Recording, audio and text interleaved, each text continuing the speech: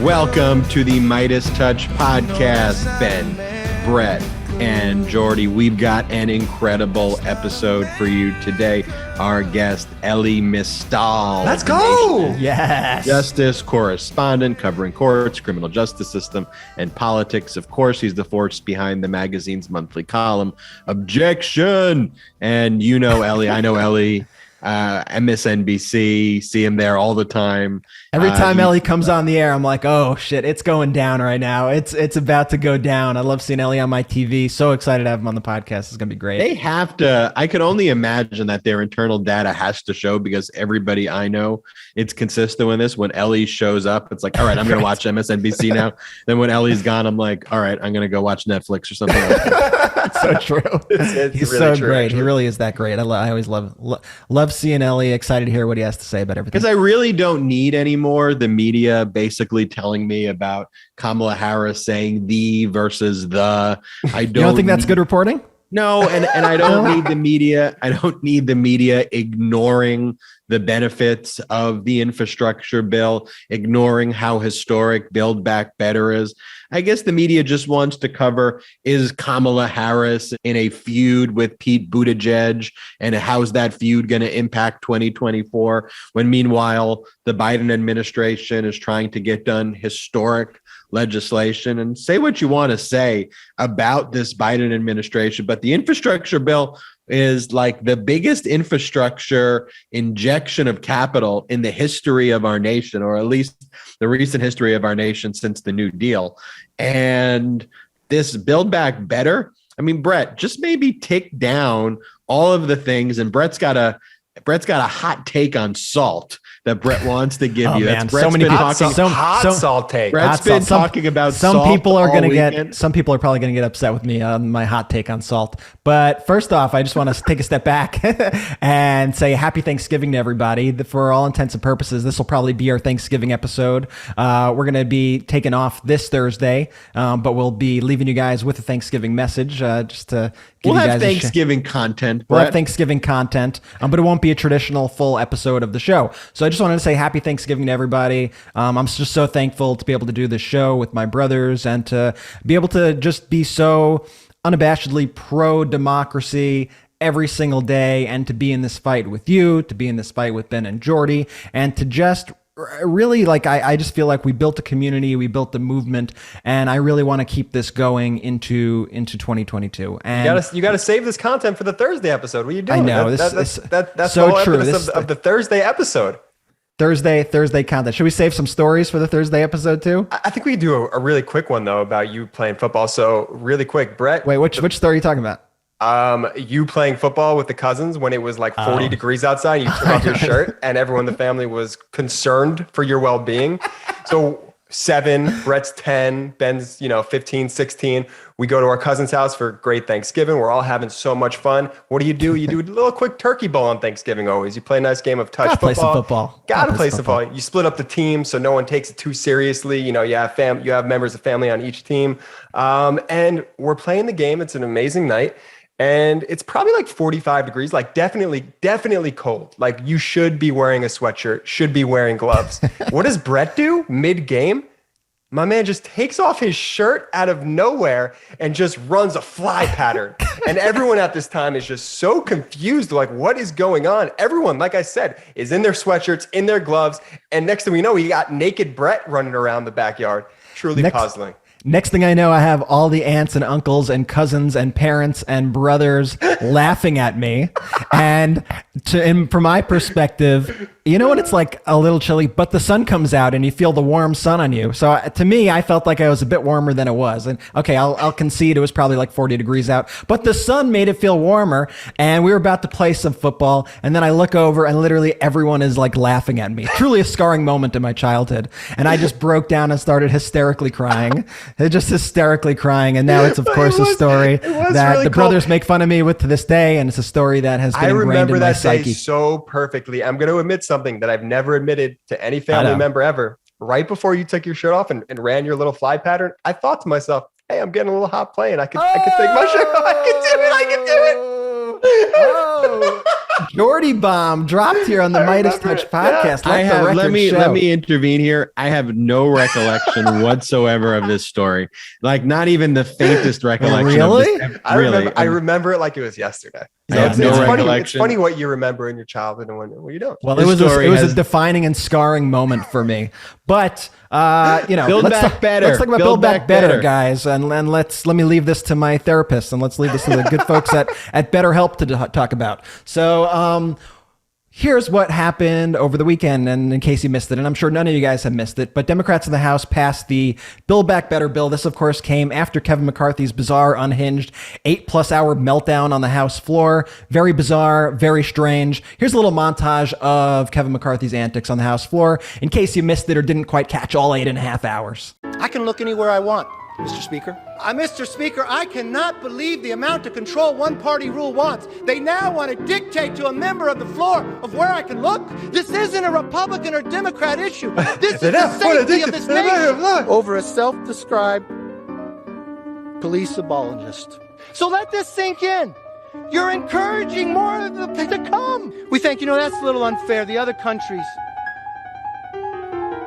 got destroyed a little more than America. Jimmy Carter and Barack Obama. Gas prices, Thanksgiving, a border. And we went down the path with the doors open. America, you're weak. You're weak, America. You're weak because you believe in God and you take fentanyl. Yeah, I want to go back. Just a sick man. I mean, at the end of the day, what he's really saying is, why in the world would we want universal pre-K? Why would we want $555 billion to deal with our climate crisis? Why would we want $3,000 and close to $4,000 cash for parents? Why would we want four weeks paid leave? Why would we want more childcare money? Why would we want to cap seniors out-of-pocket drug spending at $2,000 a year? Why would we want to cap insulin payment at $35 a month? Why would we want Medicare drug price negotiations? Why would we want to expand Medicare to cover hearing benefits? Hearing benefits. What are we talking about? Hearing benefits. You want to hear? We don't need to hear. Very impressive. Well done. Really done. Really well done. The commitment. Get him was on the perfect. House floor. Get Ben on the House floor. I need you to do 8 hours, Ben. I need hearing benefits. There's a bill that will make you hear better. We don't want to hear. This is the United That would be States communism. You don't want communism. Do you know how deranged of a human being you have to be? You're rambling and mumbling like a complete lunatic. Well, I'll tell you. See, when Speaker Pelosi set the record for the amount of time on the House floor, and she spoke for an extended period of time, it was to prevent dreamers, immigrants who have lived here their whole lives, from being deported. That was why she took a stand. Kevin McCarthy took a stand to make sure that you can't get your insulin capped at $35 a month, and that you can get universal pre-K, or money towards childcare, or health care, or paid leave. That's where Kevin McCarthy drew the line.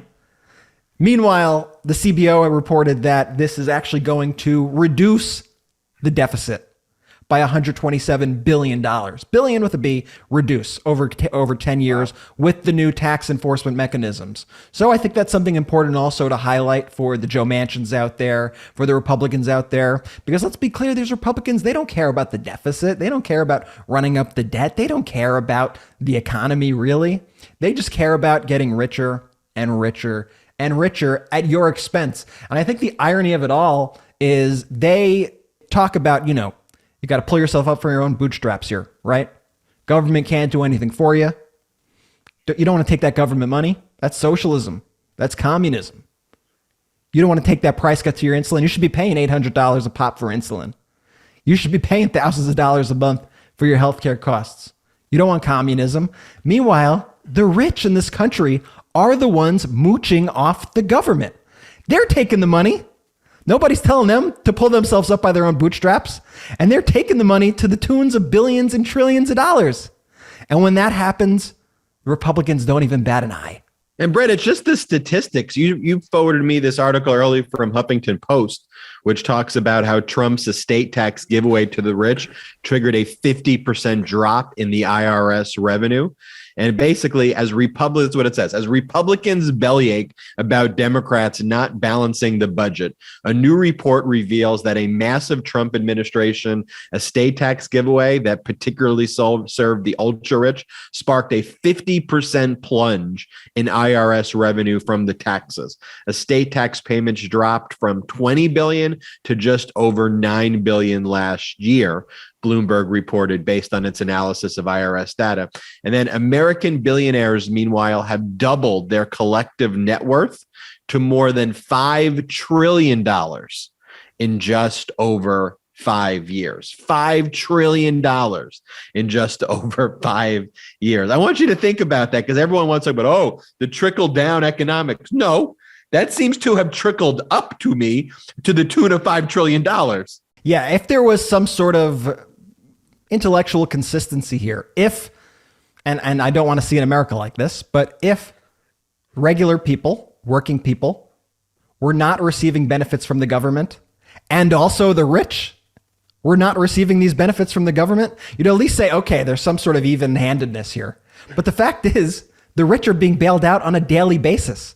No one bats an eye at these multi-billion-dollar weapons contracts. No one bats an eye at these tax breaks for millionaires and billionaires. None of the Republicans bat an eye at any of that stuff. But when it comes to, okay, let's spend a fraction of that money. By the way, it's our money. It's our money that goes to the government and our taxes. And they decide where to prioritize it, right?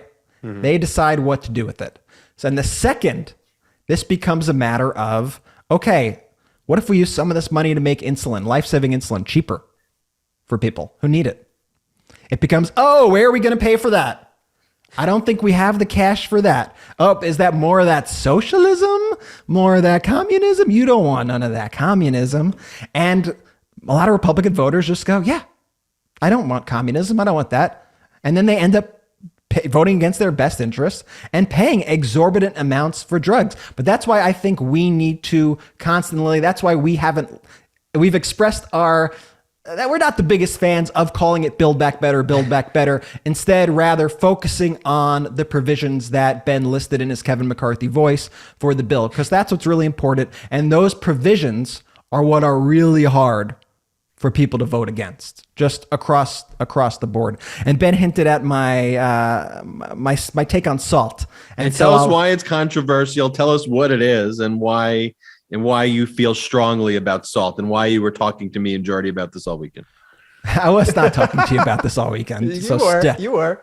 So stop it. But no, so one of the provisions in the Build Back Better Act that's probably the most controversial, that's being fought by against the Bernie Sanders wing of the party, is that they want to raise the SALT cap to $80,000. Now the SALT cap is state and local taxes. Basically, before Trump, homeowners, property owners have been able to write off their taxes on their properties to the IRS. There used to not be any cap on this. And then Trump came in and Trump set a cap for $10,000 for homeowners to write off. Now, why did Trump do this? Why did the Republicans do this? It's simple. They did it because it punishes blue states, because blue states are higher tax states with higher property values. And this is a tax that specifically will affect, for the most part, people who live in these blue states. And I remember when this passed in 2017, when the tax scam passed, a lot of people were very upset about this. And now, I understand that the country as a whole will probably say, hey, well, who's paying more than, $10,000 in property taxes? That's ridiculous. You must be a millionaire. But I really don't think that's the case. Growing up in New York, living in the tri-state area, living in California, I think you need to have a sense of what it is truly like for working families in New York, in New Jersey, in Connecticut, in California. This is not the same. It's really, the country's so diverse and spread out that sometimes it's hard to really get the perspective. But I remember when that passed and the GOP tax scam of 2017, I remember that's what hit people in the suburbs hardest from where we're from. I know that's what hit people in New York, in New Jersey the hardest, because all of a sudden, they had bought their houses for life. They had been able to write off those taxes every single year. And all of a sudden they were capped and weren't able to do it. So they ended up having less disposable income, less money to pay their bills. And, do I think it should be 80,000 or whatever? I think 80,000, that sounds high to me. I'll concede that sounds high. There used to be no limit though, but I'll concede that sounds high. But I think raising this SALT cap, I think even politically, whether you think it's the right thing or the wrong thing, I think politically it is the smart thing to do. I think suburban voters are going to be incredibly important going forward. And this is something that Republicans are trying to take credit for because they know how popular it is on the ground. I mean, they know how popular it is on the ground in Long Island, where we're from. They know how popular it is in New Jersey. The guy who lost in New Jersey, the Republican, he was trying to run against the SALT cap that Trump instituted, acting like it was a Democratic plan. So this is an important issue, I think. I think this is a winning issue because I think it affects homeowners across the country, especially in blue states, who, in my opinion, were unfairly targeted by the Trump administration. I know I've had a lot of people reach out to me saying, thank you for saying that. I am by no means rich and I'm struggling to pay, the bills for my family. And this totally killed me in 2017. And I've been really struggling big time back then. And I think we need to take those perspectives into account and really focus on, targeting. Okay, we want to target people who are really the major earners in this country, not the people who are struggling to send their kids through to school and get groceries, who just happen to live in states that have a higher cost of living. And the Trump tax cuts at the end of the day, as the previous article I just discussed, was one of the motivating factors of why the richest Americans have increased their wealth by $5 trillion. And we need to focus on tax plans that benefit all workers, the middle class. And again, I've said it before on this podcast. Am I upset that someone reaches the level of being a billionaire? No, I'm not upset about that. But I am upset about it when a billionaire needs to aggregate that wealth to such a level that it's so disproportionate to the individuals who help that billionaire attain that wealth in the first place. After a number of yachts, after a number of planes, I just don't think you need, plural, multiple private jets to chaperone people, while we have people in this country who can't afford groceries, who can't afford. Don't leave me on an island here. Do you agree with my SALT take at all? I don't want to take all the criticism here.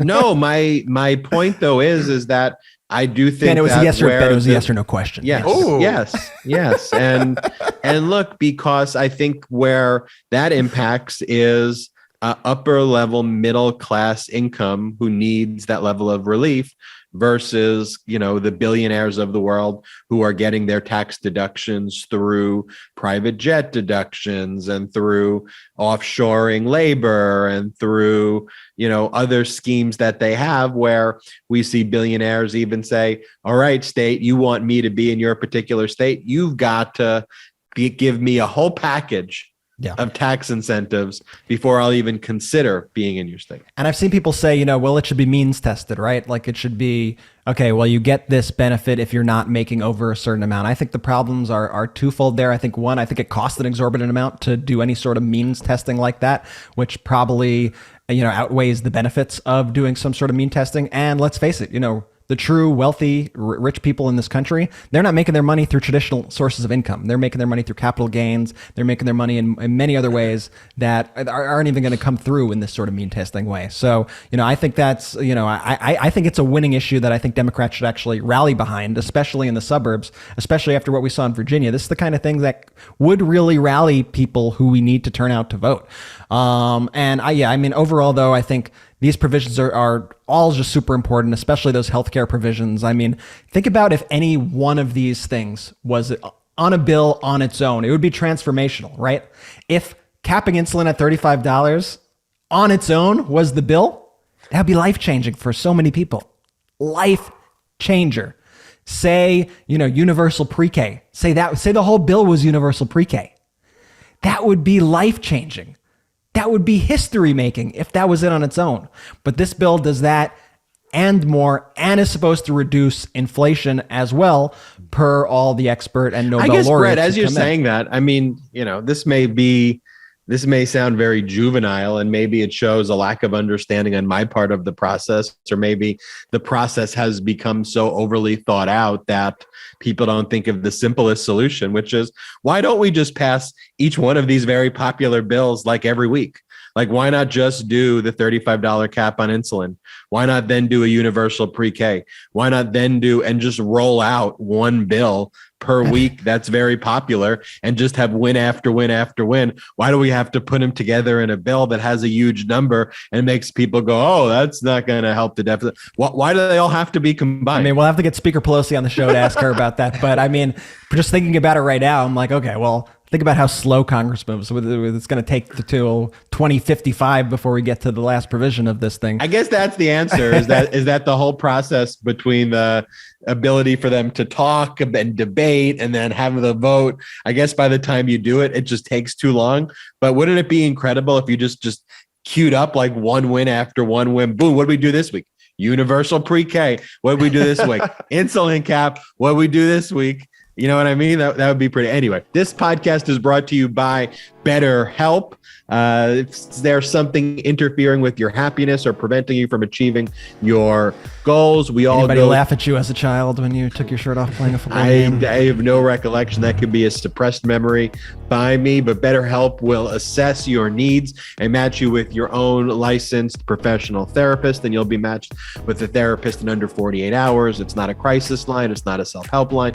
This is professional therapy done securely online with a broad range of expertise available, which may not be locally available, and it's available for clients worldwide. Log into your account, send a message to your therapist, and get timely, thoughtful responses. Plus, you can schedule weekly video phone sessions if that's what you like to do. BetterHelp is committed to facilitating great therapeutic matches, so it's easy to change therapists if that's what you want to do. It's more affordable than traditional offline therapy, and financial aid is available. BetterHelp wants you to start living a happier life today. Visit their website, read their testimonials that are posted, and you'll see other people who have had incredible experience. So what should you do? Visit BetterHelp.com/Meidas. That's better, HELP, and join over 2 million people who have taken charge of their mental health with the help of an experienced professional. In fact, so many people have been using BetterHelp that they are recruiting additional therapists in all 50 states. Special offer for MeidasTouch listeners. Get 10% off your first month at BetterHelp.com/Meidas. That's BetterHelp.com/Meidas. Let's bring on Elie Mystal, the nation's justice correspondent, covering the courts, criminal justice system, and politics. The force behind the magazine's monthly column, Objection. I love seeing Elie on MSNBC. Whenever I see him there, I am glued to my TV. And as a lawyer, Elie's takes are spot on, refreshing, and needed in this moment. Elie, welcome to the MeidasTouch podcast.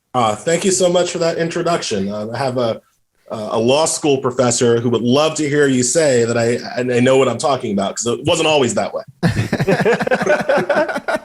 Well, you obviously definitely know what you're talking about more than some of these judges, the Justice Department, apparently, when it's coming to January 6th insurrectionists in one of the most serious terrorist attacks on our nation, giving these insurrectionists slaps on the wrists, $5,000 fines, no jail times, don't do it again. Is this the most infuriating thing? And could you put it in words just for our listeners, from your law background, from your legal training, how just offensive this is and how it strikes at the heart of just our justice system? Yeah, I can't emphasize enough how bonkers it is to have a sitting federal judge in open court criticize the prosecution for undercharging and undersentencing a person who has just been convicted in her court, which has happened to the Garland Justice Department multiple times over the course of prosecuting the foot soldier insurrectionists. It is out of this world that judges never complain that sentences are too light and that they're forced to sentence people to too easy a term. It's like a dog complaining that that his bone wasn't meaty enough. Like it doesn't happen. But that has happened to this Justice Department. What we have here are prosecutors who are going after low-level foot soldiers, the people who, there are about 700 people who stormed the Capitol on January 6th. And the Justice Department is kind of quite happy to go prosecute them, but their sentences, their sentencing recommendations have been very light because they're treating them each as individual operatives, right? So like if you today stormed the Capitol and went to a place where you weren't supposed to, you would get charged with, illegal trespass and maybe kind of worst case scenario, get like 30 days in jail, right? Like that would be what happened if you did it today. And so they're charging all of the January 6th people like they were just individual actors who just, it's Tuesday, let's storm the Capitol. Which is not what happened, right? They're not combining them together. They're not bringing conspiracy charges, and we can get into this later. And they're not going after the people who organized, planned, and inspired the insurrection. They're just going after the foot soldiers and treating them as individual bad actors. And that's why you see these light sentences. It's frustrating. It's not. One of the things, guys. And this happened in real time. I won't say who, but on January 6th. So I was watching on January 6th because just, side note, that was the day that Biden was supposed to announce Merrick Garland. So like I had this whole like Merrick Garland is not the right guy for the job post ready to go. No. But I had to pull back as I'm watching on TV. And it's like, is this really happening? Right. But so anyway, so I'm watching on TV and I'm texting with some Black friends. And we're just all floored. We're just all like, when are the guns going to come out? When are they going to start shooting? This is really bad. And of course, it never does. And so we're talking about it. And I'm like, you understand that if Black people had been there, if that had been an all Black crowd, they would have nuked the place from orbit. Like they would have nuked us. And this other guy, another Black commentator, he says, brother, you couldn't get 1,000 Black people to storm the Capitol, because 1,000 Black people would have to be willing to die. They would know that if you were Black and doing that, you would know that that was a suicide mission that you were signing up for. The protesters, the insurrectionists, the rioters on January 6th, they didn't know it was a suicide mission. They didn't think that anything bad would happen to them. And so far, for the most part, Merrick Garland has proved them right. And right, Elie, I mean, they were right, those insurrectionists. They thought it was going to be, basically a vacation where they get to go in, they take the photographs, they pose directly on the Senate chambers. You got your Disney characters. Let's bring in the shaman. Get the shaman right. Disney characters. Let's get the shaman on the floor. And they treated it like a joke, and it's been treated like a joke by the Justice Department. But it begs the question, Elie, why? I mean, is the Justice Department overworked? Do they not care? Is it just the systemic issues that exist? Is Merrick Garland not the right person? A little bit of all of the above. What's your thought there? It's definitely all of the above. Merrick Garland is an institutionalist. Coming off of the back of Bill Barr and Jeff Sessions, Merrick Garland and Joe Biden, who picked him, thought that the most important thing for the Justice Department to do was to retain or recapture the appearance of impartiality. And so that is what he has set out to do. He is making things political by being afraid to make things political. This was a political attack on our nation. This was a coup attempt. That's fundamentally political. But Garland wants to make it seem like nothing is political. And that is why he is going after the insurrectionists one by one on petty charges without roping them into a larger political conspiracy to overthrow the government. Right? You see what I'm saying? Like, because he is trying to be an institutionalist, he is actually making this political attack, allowing these people who committed this political attack to get away with very light punishments. And he's only focusing on the people who actually breached the Capitol, as opposed to the people who funded them, organized them, and inspired them to do it. Why is he doing all that? I mean, again, this is part of the Biden plan. Again, I get it. I had a whole post. Garland's not the right guy, right? Like this was part of Biden's plan. It's how you assess what the problem with Bill Barr was, right? Like and this is, I think, a general problem with Democrats. It's like they've learned the wrong lessons from the Trump administration, right? And so with the Justice Department specifically, the wrong lesson that they learned is that the problem with Bill Barr's Justice Department was that it was too political, going out there, taking political stances and points of view, and that was the problem. No, the problem with the Barr Justice Department was that it was corrupt, that it was doing these political things in service of evil that the Trump administration was trying to pull off. That was the problem. The right way for the Justice Department to be, since it is a political appointee anyway, is for them to aggressively pursue that party's conception of justice. So yes, I want my Justice Department to take racist and white domestic terrorists more seriously, right? I want that. I want my Justice Department to not go so hard after people who are out of status, otherwise known as illegal aliens. I think that that's a horrible term. I don't think that we should punish those people. I don't think that we should punish dreamers. And I want my Justice Department to act like that because that's who I voted for. The law is not impartial, right? The law is just one way that we decide which things that are important to us and which things are not important to us. The law is not objective. It can be applied objectively. And the goal should always be for the law to be applied objectively. But it itself is not objective. It is a series of choices that we've made. And I would like our guys to start making better choices about what we want justice to look like in this country. And that's just not at all the way that Biden went. That's not at all the way that Garland went. And that's why he's here. Look, Garland's a fine public servant, a dedicated, decent man. I don't have a problem with him personally. I think, I don't think he was the best pick for the Supreme Court. He's better than Neil Gorsuch. All right. I'll take Merrick Garland over Neil Gorsuch every day, twice on Sunday. But in terms of an aggressive attorney general, I mean, look at the kinds of people that Republicans nominate for attorney general. Bill Barr, Jeff Sessions, John Ashcroft.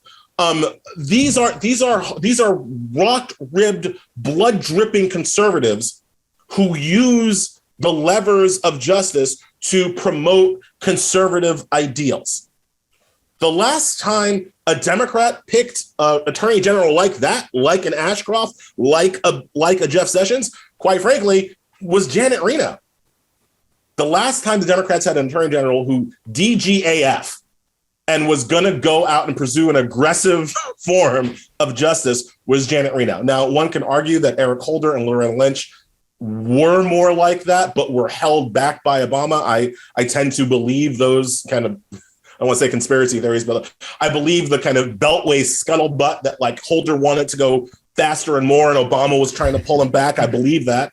But in reality, Holder and Lynch kind of towed the line of the administration, whereas Reno, I mean, Clinton couldn't think about the things that Clinton didn't want Reno to do, that she was just going to do anyway, right? And that's the kind of person that we needed at justice in this moment, and we didn't get them.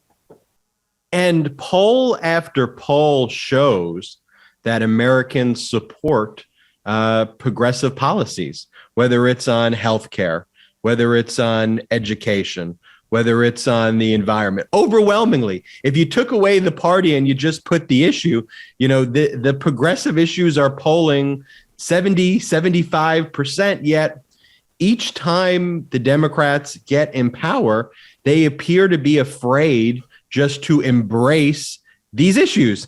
Are they psyched out? Does all the let's go Brandon chants and the Sesame Street stuff, does that get in our heads? And then we get a Merrick Garland thinking, all right, we got you. We're trying to do a compromise here. Here we go. Merrick Garland for you, versus just saying, you know what? This is what you want. We got someone who's going to fight for you. And after a year in office, here's what I got. I got you infrastructure. I got you universal pre-K. I got you all of these things. Here you go. Like it, hate it. This is what you want. What's up here? Like what's going on? Every single cabinet confirmation should have been approved 51-50. right? Every cabinet official should have been right at that razor's edge of 5150 to get into office. Instead, Biden went for people that he thought would get Republican support, like a Merrick Garland, like a Janet Yellen at Treasury, right? Like that's Biden's DNA. That's his modus operandi. He's been that way. I mean, he's been here for a while, right? I mean, but Biden didn't just show up off the turnip truck yesterday. He has a long and storied political career of trying to find the center mass of the country and going exactly there. That's what he is, and that's what he's doing, and we can't be surprised about that. That's why, I mean, in the primary, he was like my 8th choice, I think. But he won. And he won because the country thought that he was the person who could defeat Trump. And you know what? He did. And I don't know if my people would have won. I don't know if the people that I would have supported, that I did support in the primary, I don't know if they would have gotten it done. So, like, good bully for him. But now that he won, what is he going to do? And the thought, and this is where Democrats, I think, always fall down. They kind of campaign on the right things because, again, it's broadly popular. The Democratic platform is broadly popular. The Republican platform is broadly unpopular. It's easy to campaign for Democratic issues because people agree with you. But when it comes times to govern, and you've got an entire media ecosphere screaming at you all the time, you've got moderates and centrists in your own party who are constantly. The Democrats have never gotten over losing the white, non-college educated vote, right? They've never just dealt with that reality. White people have voted, a majority of white people have voted for the Republican candidate for president every single election since the passage of the Civil Rights Act. It's not an accident. It's not a phase that white people are going through, all right? This is who they are. A majority of white people are going to be against the Democratic platform. There are two ways of dealing with that reality. Inspire and turn out every person of color you can, and every white person who rejects the racist authoritarianism of the Republican Party. Turn them out, inspire them, have them willing to walk through walls to support your agenda and your party. That would be one way. We'll call that the AOC way. The other way is to constantly beg and plead with the non-college educated whites to please come back home like it's still 1950. And that is the Biden way. And that is what Democrats usually do when they get into power. And that is what we're seeing now. I have this story I like to tell. So I went to Harvard for college and hung out with a bunch of nerds because, we're nerdy people, right? But, occasionally you go into Roxbury, occasionally you go into Boston proper for a time. And we had this one friend of ours, he's a very nerdy guy, glasses, the whole Harvard thing going on, right? And whenever we go to a bar or club, like the girl that he really wanted to talk to was some 6 foot tall, totally decked out, Amazonian looking woman with shiny pants on, right?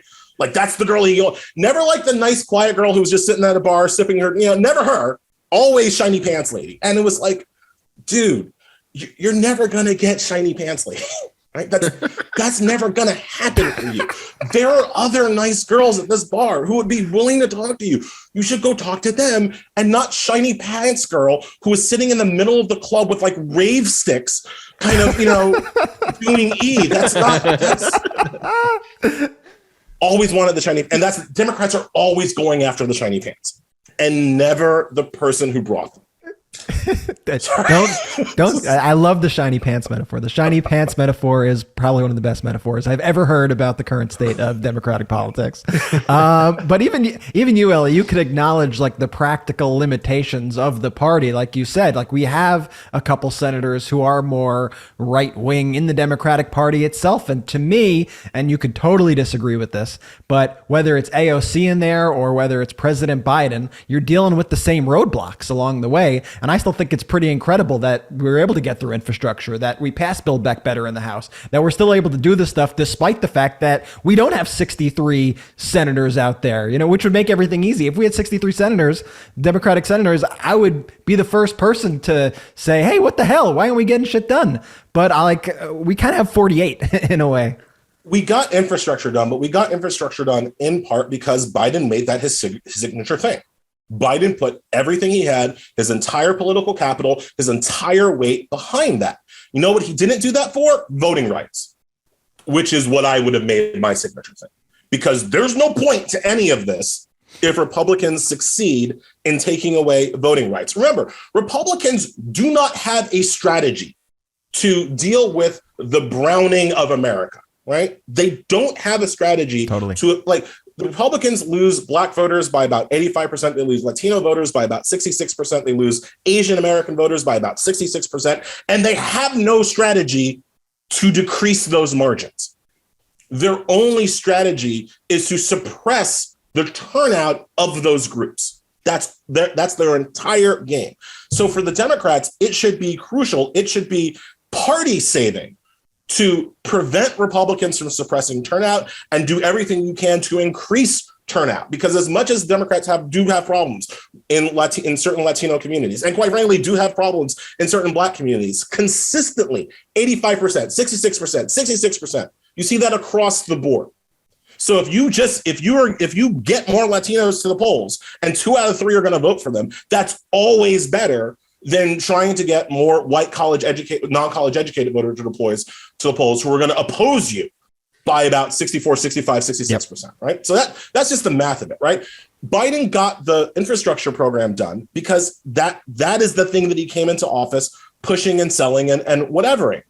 He didn't do that for voting rights. And do you think that was a practical calculation, though? Like, do you think he was like, well, I could get the votes for infrastructure. I know I could do that. Like, this has been being talked about right now by Republicans and Democrats alike for a while. I know I could get Manchin and Sinema on board to an infrastructure plan. I don't know if I could do that with voting rights right now. So let's deal with this. Yeah, I think that might have been the calculation, but he didn't try. Right? He didn't do everything he could to try. Even Joe Manchin, who was against H.R. 1, ended up coming out in favor of a voting rights package, the freedom to vote package. By the way, the difference between H.R. 1's voting rights package and the freedom to vote package that Manchin ended up supporting, what was different about them?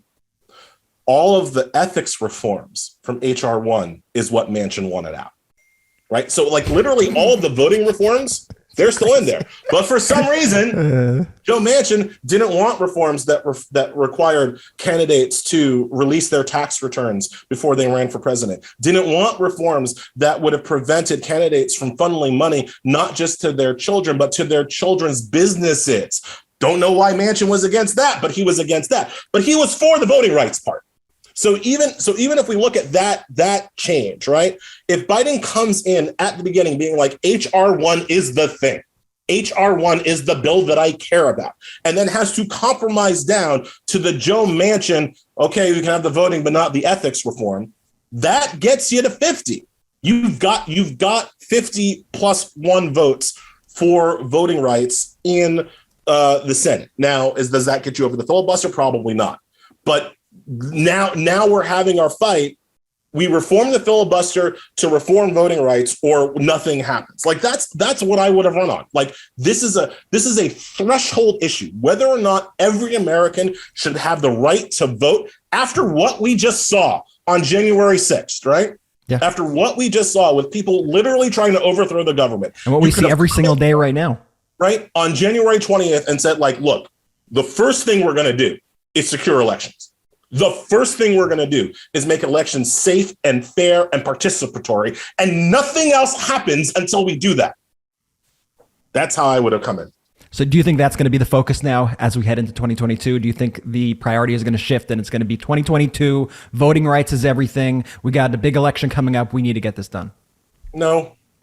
That's sad. I do not think that Democrats have the sense to switch gears at this point. Coming into 2022, it's not going to be, here's what we're going to get done in 22. It's going to just be, here's what we already got done.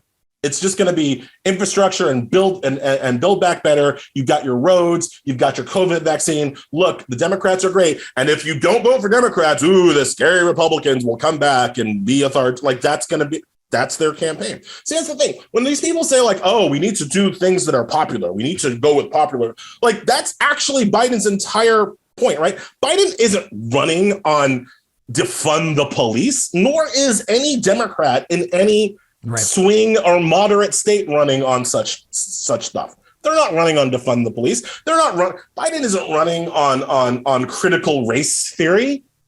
Those words have never escaped his mouth. Right. So if you want Democrats to just focus on things that appeal to white people, Biden is doing that. And most Democrats are doing that. We'll see how that works out for them. Well, yeah, to that end, 2022 is going to be the most important year of politics yet.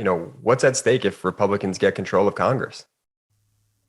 I mean, ever since about 2018, I've kind of realized that the next election Democrats lose could well be the last election. Right? Just the last free and fair election we're allowed to have.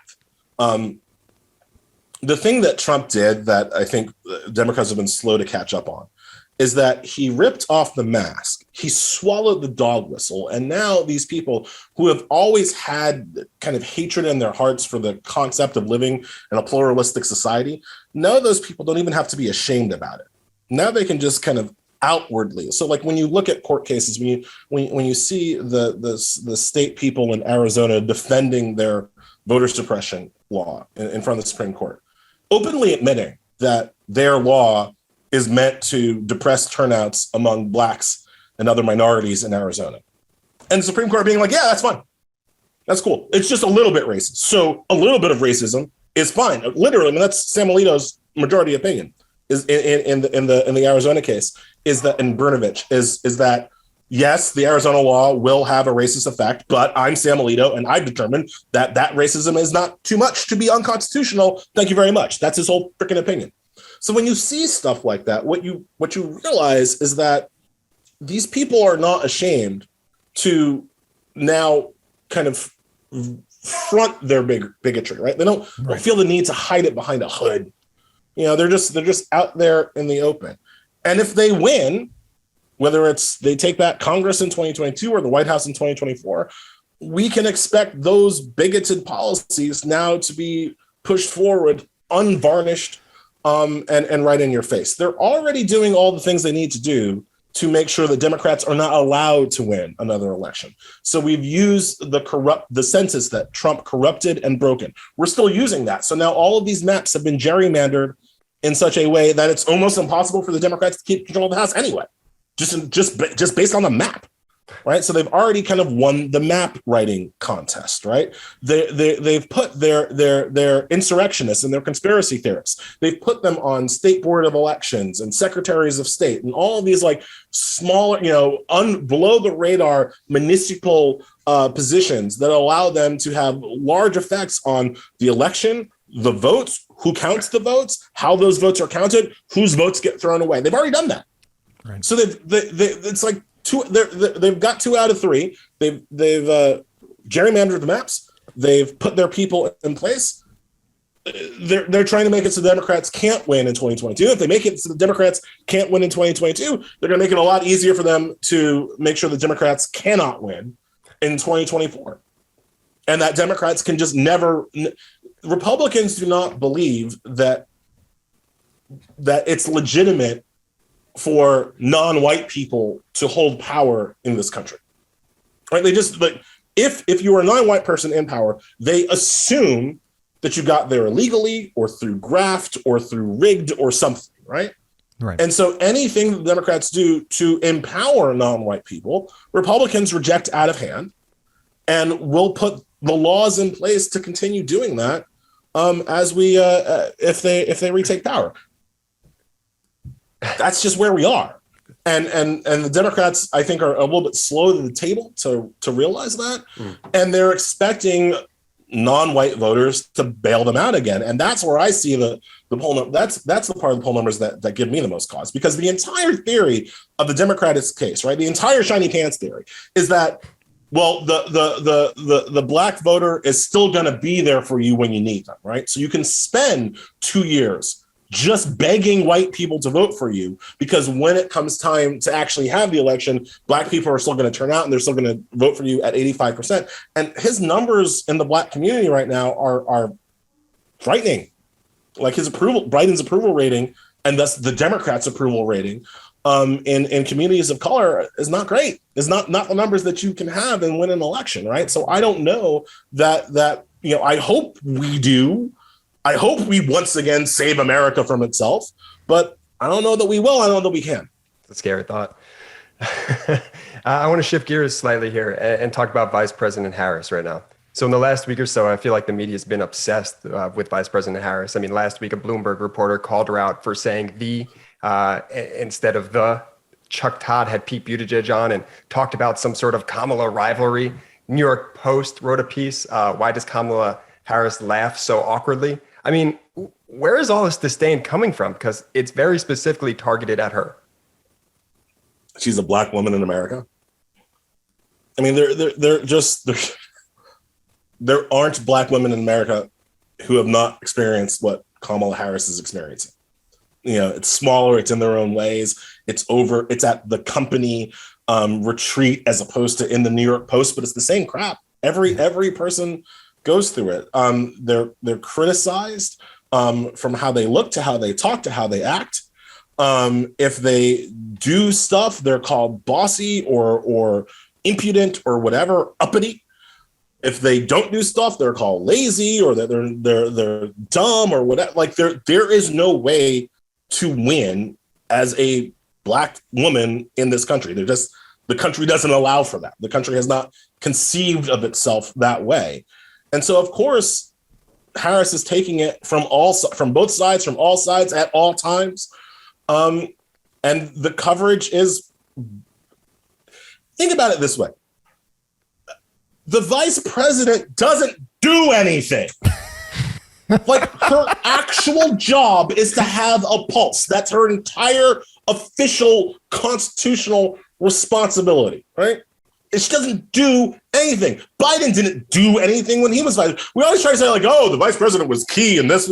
It's just they don't actually have power. And so for the media to spend so much time talking about her as if she has the power to do a damn thing is ridiculous. She doesn't do anything. She's just there. She's good at being there, right? She's nice and smart and funny when she's there, but she's just have the power to do a damn thing, constitutionally speaking, right? She had more power as a senator from California. She gave up that power to be a part of this administration, to sit there with and cheer on the Biden administration as it has its constitutional authority to do things. So I don't even understand what is there to criticize? Like, she's doing nothing in a way that you don't like, Chuck Todd. Like, what is that? I have no idea why anybody wastes ink on the vice president, except for if this was 2024, if Biden won a second term, then it's time to start talking about the vice president, because the assumption is that the vice president is now going to run for the third term of that's when you start talking about the vice president. But talking about the vice president in the first term, it's just why? What?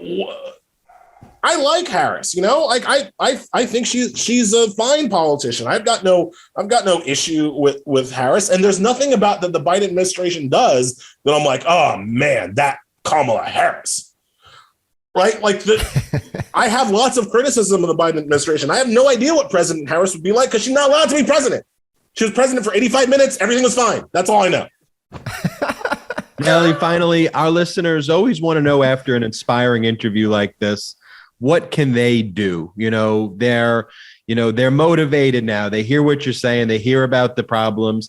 And we always inspire them with our story, which is that we're not political people. And we just try to make one video that resulted in lots of videos and created this platform. So what do you suggest the person listening to you, hearing your constructive criticisms about the Justice Department, what we can do to be, better as a party, as a nation? What should they do if there's kind of one takeaway that you have? I mean, all the energy that people brought for Bill Barr, protesting outside of his house and, just being super angry about him. I don't see why Merrick Garland doesn't get that same heat, quite frankly. Like, I don't see why that's not the case. In general, look, the reason why Democrats do not take criminal justice reform, Supreme Court reform, the courts, the third branch of government, the reasons why the Democrats do not take the third branch of government seriously is because not one of them has ever lost a primary because of it.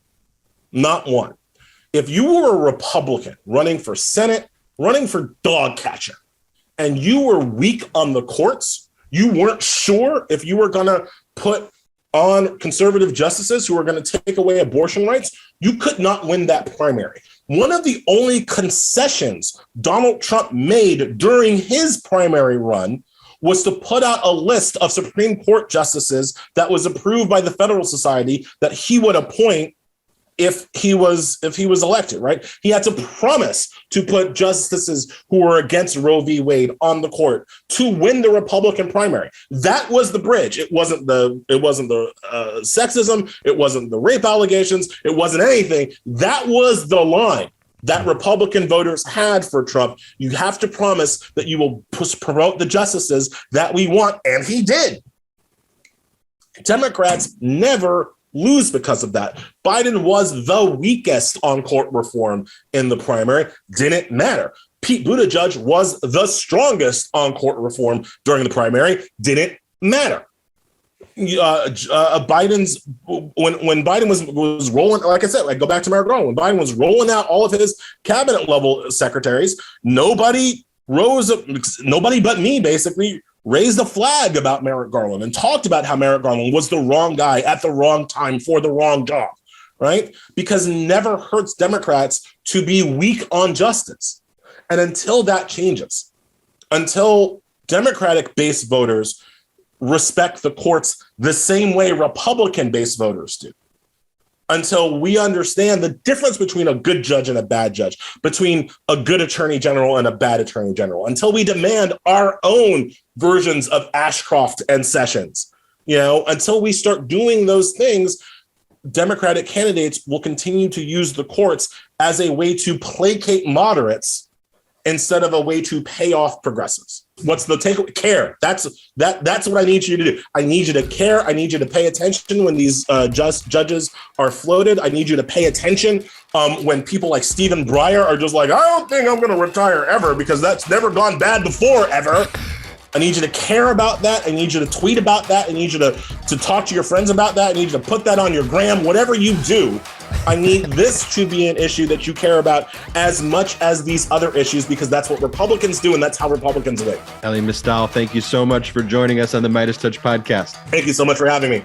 Elie Mystal. Let's go. Great. Wow, Elie.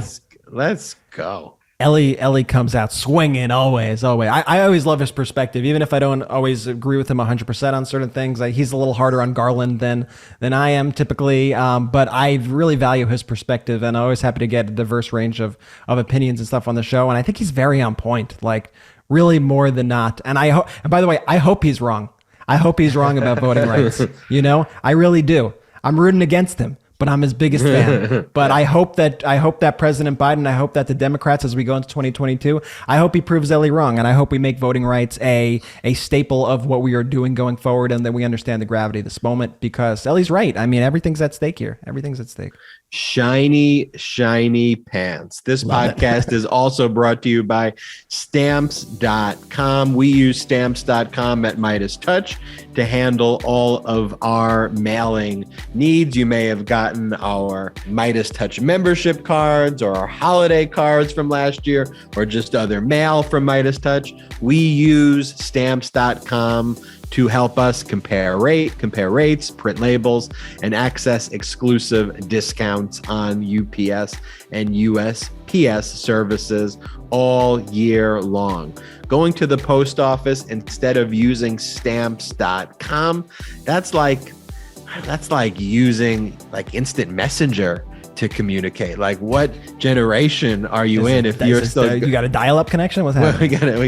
You've got mail. I mean, what's going on here? Go to stamps.com because that is the future here today, and save time and money this holiday season with stamps.com. Sign up with promo code MeidasTouch, MEIDAS, for a special offer that includes a 4-week free trial, free postage, and a digital scale. There are no long-term commitments or contracts. Just go to stamps.com, click the microphone at the top of the page, and enter the code Meidas. You really won't regret using stamps.com. It's more efficient, it's cheaper. It's been a kind of lifesaver for us here at Meidas. So go to stamps.com, use the code Meidas. Jordy, you want to tell us about Adam and Eve? Brett, music. Hey, Meidas Mighty, let me ask you a question. Are you getting enough? I bet you'd love more though, right? Well, look, adamandeve.com, they want to give you more. With 50% off just about any item, plus free shipping on your entire order. So what do you have to do to get your 50% off one item and free shipping? It's not hard. Just go to adamandeve.com, select any one item. It could be an adventurous new toy or anything you desire. Just enter offer code Meidas at checkout and you'll get 50% off almost any item. Go check out adamandeve.com today. Select one item and get 50% off, including free shipping when you enter offer code Meidas. That's MEIDAS, Meidas, at adamandeve.com. And look, we've all heard about supply chain issues and delivery issues every day on the news. So don't wait on your Adam and Eve order. Shop now. Shop early. Hurry while supplies last. Brett, have you heard about DeJoy? Are his days numbered right now? DeJoy-less. It looks like his days are numbered. President Biden on Friday announced his intention to nominate 2 former federal officials to positions on the Board of Governors of the United States Postal Service, potentially setting the stage to replace Postmaster General Louis DeJoy. Pause. Isn't it crazy that we know this fucking guy's name? Ever in the history, have you guys known the Postmaster General of the United States? No, I'm being very sincere right now. Ever at any point in your time, and I'm asking you, the listeners, have you ever been like, oh yeah, John Smith, he's our Postmaster General? It's so crazy that we have to talk about this guy. No doubt, Jordy. And one of the issues is that, we got President Biden, whose hands are a little tied here because, there's a board of governors, and this board of governors is the one who decides the fate of Louis DeJoy, who the Postmaster General is. And it's been stacked with Republicans right now. So adding these two will change the balance and should set the stage for DeJoy to be out. I mean, we all remember, especially us, when we sent our holiday cards out last year, we sent them in early December. Some folks didn't receive our holiday cards until March and April. And so that made just me think, and made me horrified, honestly, because I was thinking, okay, if we sent holiday cards in December and they didn't arrive to some people in March or April, how many people's prescription drug deliveries were delayed? How many votes were sent in the mail? And I think this was really the point of Trump putting DeJoy in this role. How many votes were delayed?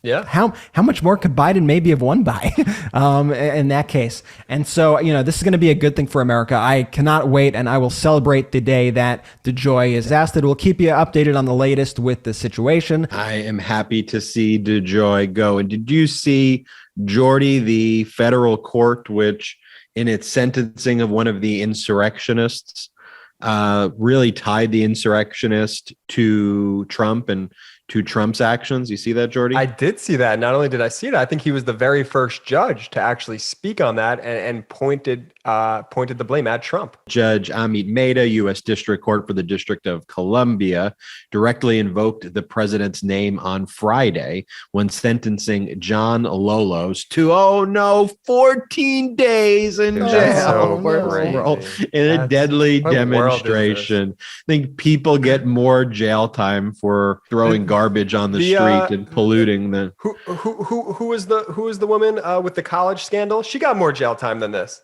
Lori Loughlin. Yeah, Loughlin got more jail time for whatever went down with her daughter and all of that nonsense than someone who invaded the Capitol. This is what the judge said, quote, The fact remains that he, John Lalos, and others were called to Washington, D.C. by an elected official, prompted to walk to the Capitol by an elected official. People like Mr. Lalos were told lies, were told falsehoods, were told the election was stolen when it was not, Judge Maida added, calling Lalos a pawn, according to CNN. Now, You don't need a law degree to know that. I agree that Lalos was a pawn. I also don't agree, though, with 14 days. You don't just get to be a pawn on a terrorist attack against our nation's capital and get 14 days in prison. 14 days in prison, like would be a vacation. Oh shit, I don't get to work I don't have to work for 14 days. I mean, 14 days is absurd. And we talk about, look, Michael Cohen was just served his sentence and he's leaving today. But I'll tell you what, if you compare Michael Cohen to a Jan 6th insurrectionist who attacked and invaded the Capitol building, who are getting just minor slaps on the wrist, versus someone like Cohen who's gone out there, who didn't say, Cohen wasn't like, I'm a pawn, I'm a victim in Donald Trump's big scheme, pity me. That's not what Cohen said. Cohen said, I am responsible for my actions. I take full responsibility for all the people who I hurt, including my family, and I'm going to speak up and speak out against this evil fascist regime. That's what Cohen said. Yeah. And these people who are getting slaps on the wrist, they're going out there. What are they doing? They're turning around. They're doing interviews with OAN and Newsmax. They're profiting off it. Not only are they not being really sentenced, they're making money and actually they're raising their stock price as a person off of this. What worries me about this, guys, is that so right now there are around 40 Capitol, riot insurrectionist defendants who are facing similar charges. They're being held together in a DC jail and in the same wing of the DC jail together. And just a few feet away from the building that they were accused of storming, that they did storm. And they're calling this wing of the DC jail the Patriot Wing. And they're just all together there. And like you said, they're not there for that long. They're really not there. And I'm like, why aren't we separating these people? Why are they in the same rooms together? So they're just hanging out? They're just hanging out in the DC jail, plotting something else, talking about what they're going to do when they get out? Like, is that safe for America? Is that safe for our country? No, it's an excellent point. And Ben, you bring up a really interesting point too with Cohen, who really went, above and beyond and said, hey, I did X, Y, and Z, and now I'm gonna make things better. What message are we sending to society when you could plead ignorance, like these insurrectionists who are so quick to say, I was just a pawn in this plan? What message are we sending from an ownership standpoint of own your failings, own the bullshit what you've done to society?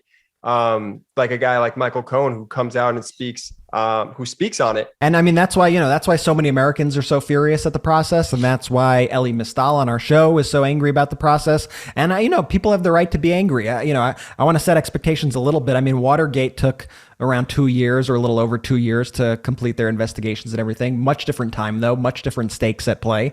So I mean, as we go into 2022, what happens in these next few months, what happens in this next year is going to be absolutely essential. And so we're going to have our eyes on the DOJ. We're going to have our eyes on Merrick Garland. And we're really going to have to ramp up these efforts. We're going to have to really keep our eye on the January 6th committee. And I think they've done a lot of good. I mean, the January 6th committee has now interviewed over 200 people, ex-Trump officials who have come together voluntarily. They've received over 25,000 documents. They're getting a lot of information. One of the issues is we don't know what that information is. So it's hard to judge if it's going in a good direction or a bad direction, if we're moving towards justice or away from justice. It's so hard because the process is so opaque. I mean, that's one of the issues right now. But as we head into 2022, I think we're going to learn more and we're going to see, are we a nation of laws? Are we a nation of justice or are we not? Well, we are one political party as a nation of justice and laws. And that's what makes this very different than Watergate.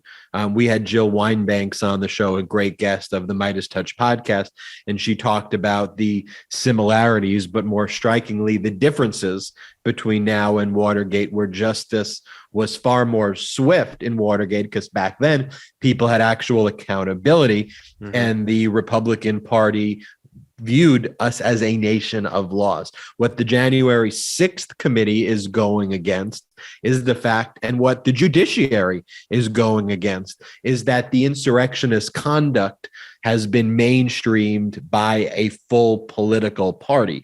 Republican doctrine is that these January 6th insurrectionists are freedom fighters and heroes who were fighting for our nation on January 6th.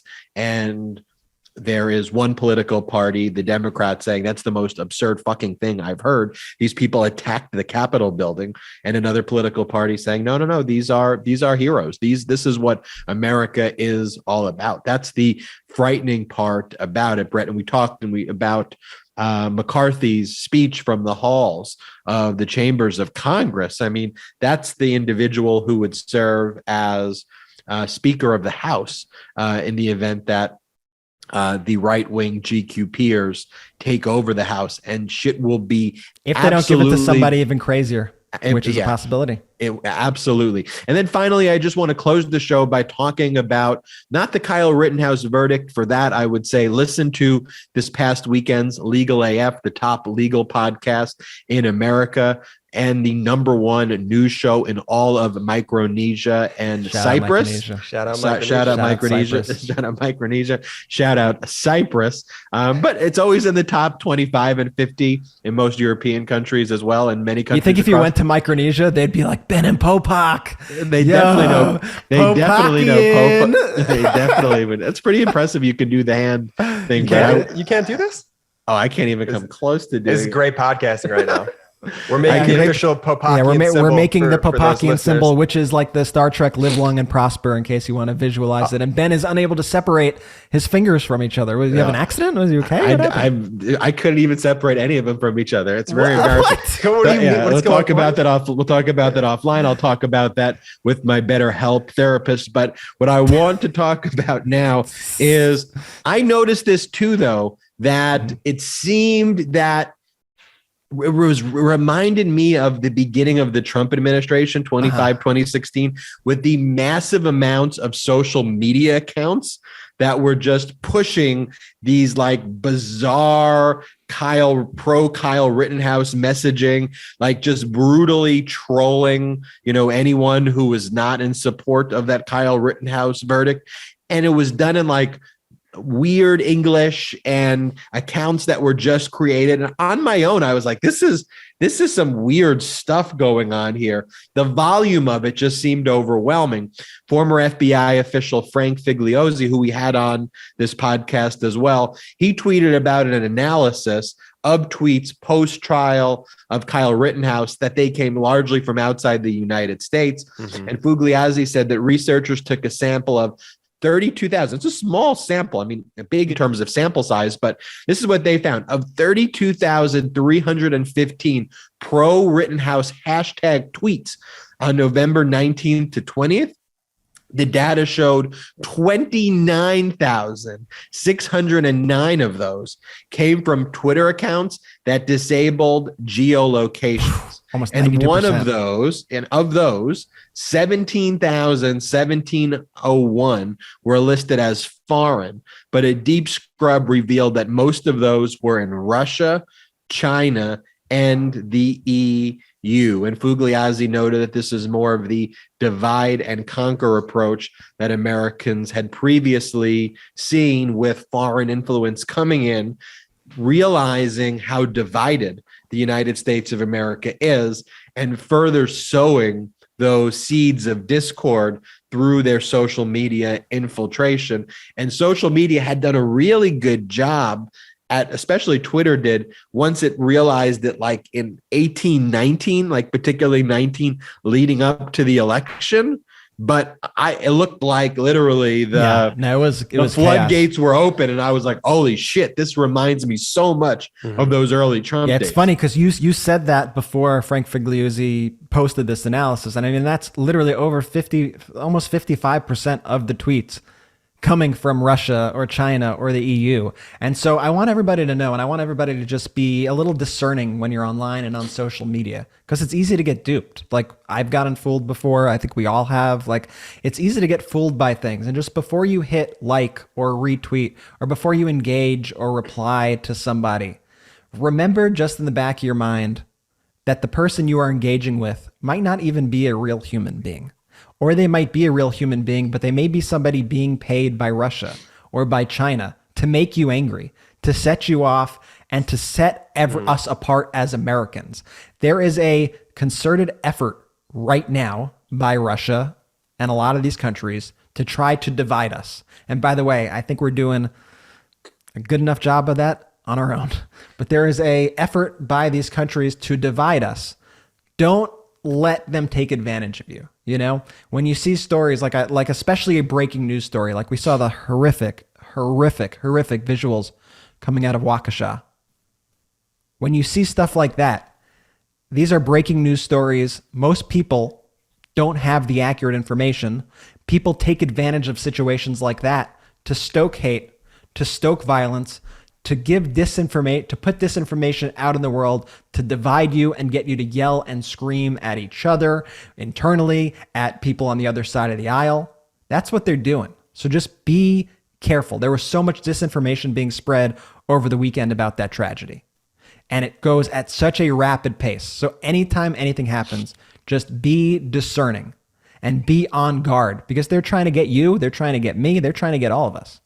And have a wonderful Thanksgiving with your family, friends, colleagues.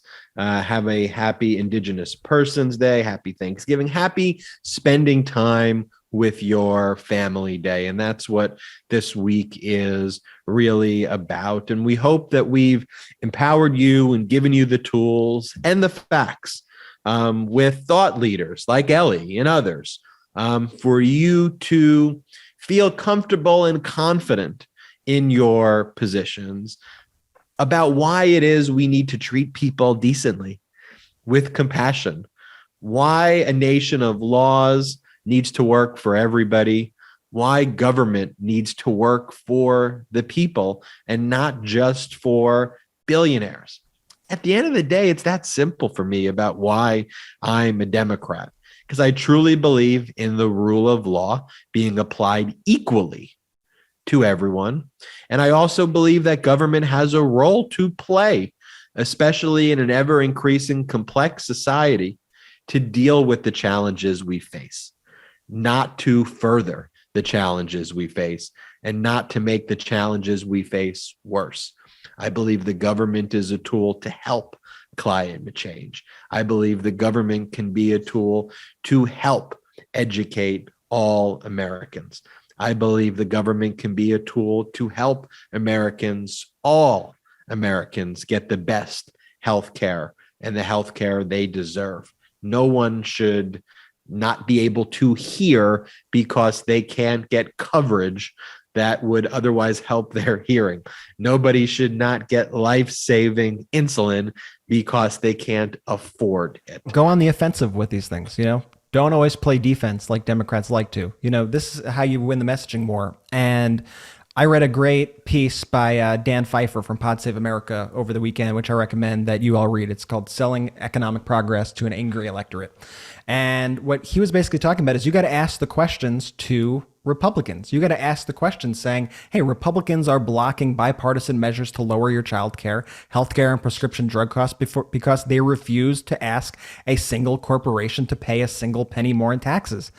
Put it on the Republicans. Hey, why won't you raise taxes on millionaires and billionaires so that people could afford their insulin, so that people could afford their healthcare costs, so that seniors could get their healthcare costs capped, so that we could have universal pre-K? You really won't You really won't raise the rates of the super, super rich in this country because you don't want people getting these life-saving, incredible benefits that are going to change their lives.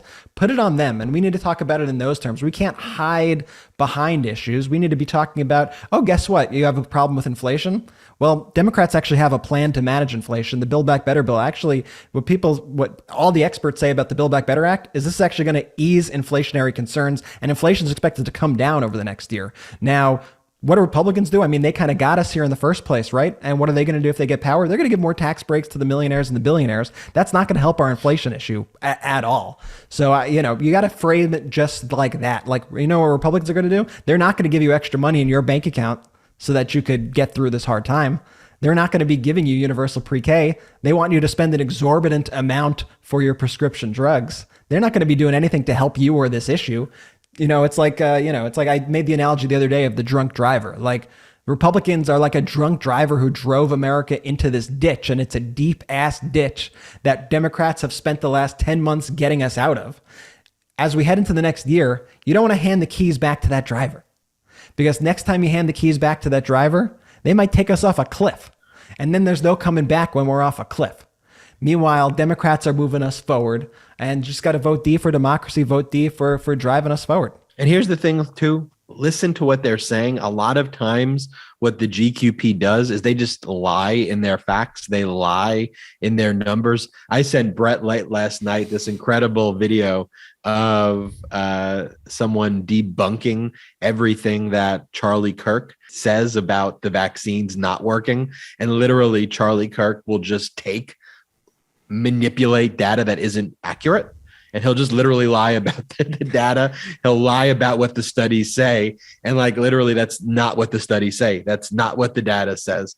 And so you have to be able to be armed with, well, if that's really the case, is it your belief that every scientific institution doesn't agree with you? I mean, do you just think that you found it? Like you alone have found, and you've discovered what every major scientific agency hasn't. Big brain Kirk. Big brain Kirk. And just want to wish you all a very happy Thanksgiving. Enjoy. It's an honor being able to be on these podcasts with you each week. And we'll make sure we do some special content, make it available for you on Thanksgiving. We're thinking about what that is to keep it special. It's not going to be a new MeidasTouch podcast, and then we'll start rolling with the new MeidasTouch podcast the week after Thanksgiving with the regular schedule. So we'll see you next time. Jordy, you want to give the usual closeout? Shout out to the Midas Mighty!